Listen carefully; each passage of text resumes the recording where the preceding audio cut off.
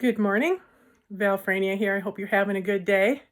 I wanted to share a thought I had this morning as I was laying in bed trying to convince myself to get up and get busy. That there are two verses that I've known of since a child. One is, the heart is deceitful above all things and desperately wicked. And the other is, you may be familiar with this one as well, that he shall give you the desires of your heart. Now, those two, they seem in conflict at first, don't they? But I was thinking about that this morning. Yes, it's true that our basest part of our nature, our heart is wicked, which means basically that we're for ourselves, we're not for anyone else. We don't care about God. It's all about me, me, me. That's where the narcissist comes from.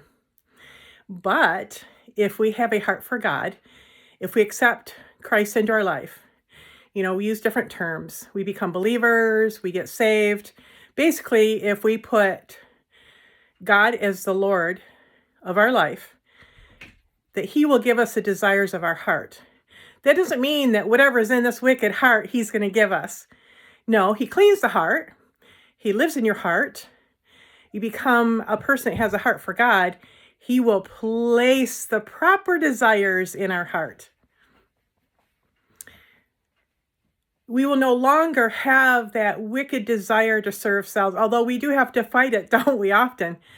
But if we do have a heart for God, then he's going to place different desires in your heart. Like some of my desires are, I have a love for animals. One day I'd like to have a rescue. I have 2 rescue cats right now. I have a desire to be with my family. I want to do things for them. When a grandkid has a birthday, like on the 25th, our Hudson has a birthday, I want to give him a gift.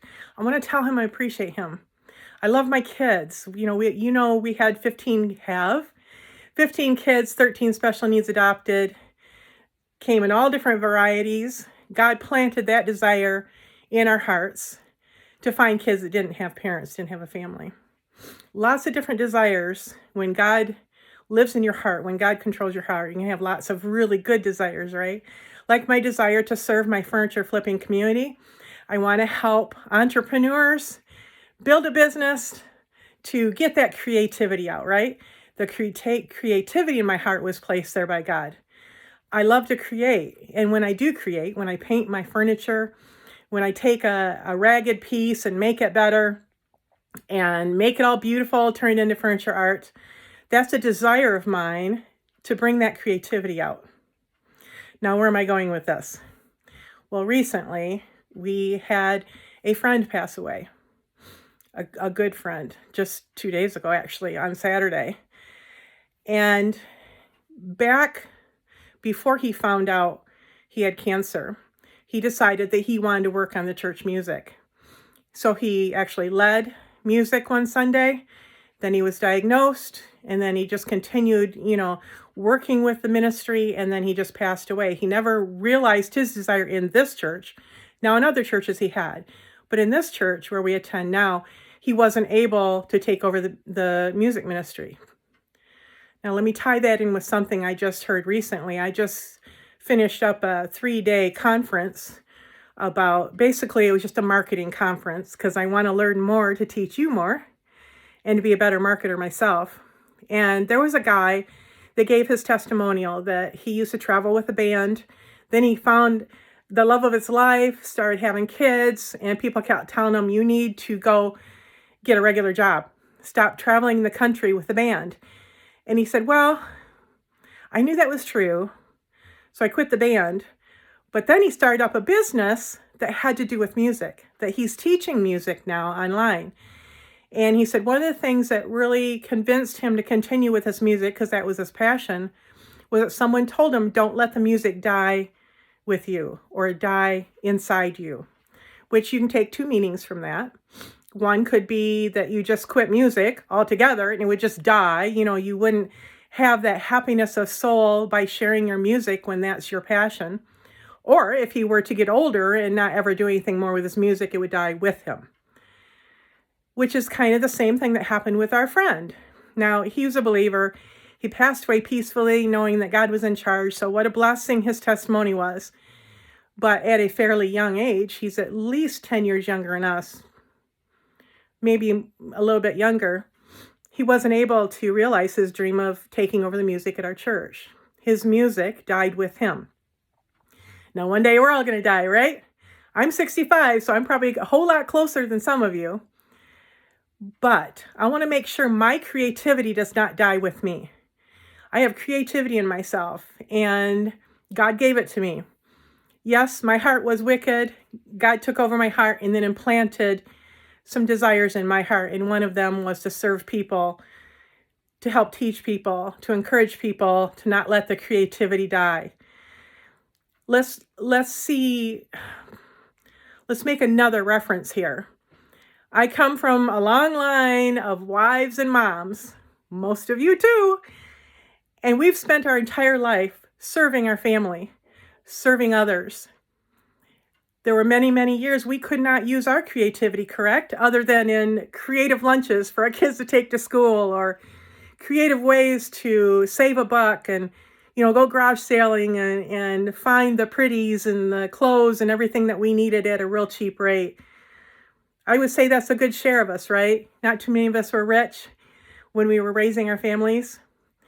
That's a creativity in itself, but it's serving others, which is a wonderful thing, and I believe that we've all benefited from being a servant. Well, excuse me. What happened to that creativity? We pushed it down, didn't we? Our desire for art and our desire to create things and such. Often we'd have to push that down because we were serving others. But what about when that time's done?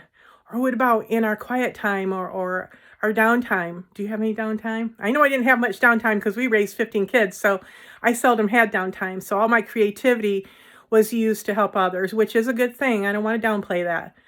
But what about those of us that now have the opportunity to express our creativity? Don't let your creativity die with you. Grab that moment. Grab those moments every day to be creative. Don't wait. It's when I go downstairs and work in my workshop, it totally changes my day. It makes me happy. It causes a joy in my heart. God placed that creativity in there. And then when I use it, it turns into a joy that no one else can understand. Only those that are creatives, that have that creative touch, can understand what picking up a paintbrush can mean. So I want to encourage you, don't put off that time. Use your creativity. Allow it to make you happy. Allow it to express you, to put your stamp on something, whether it's painting a piece of furniture or a piece of decor, or painting your ceiling. If you're a creative, use your creativity. Carve out time that you can enjoy the thing that you love. Signing off, have a great day. I've got lots to do today, as I'm sure you do. Squeeze in that time. Now, I told you yesterday that I was going to walk you into the next step. Those of you that haven't created in a long time, those that haven't painted in a long time, yesterday I told you to get out your drop cloth and pick out the piece you're going to redesign.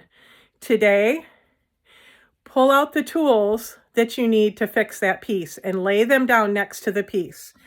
And you'll be all ready to, whether you need to sand it or create or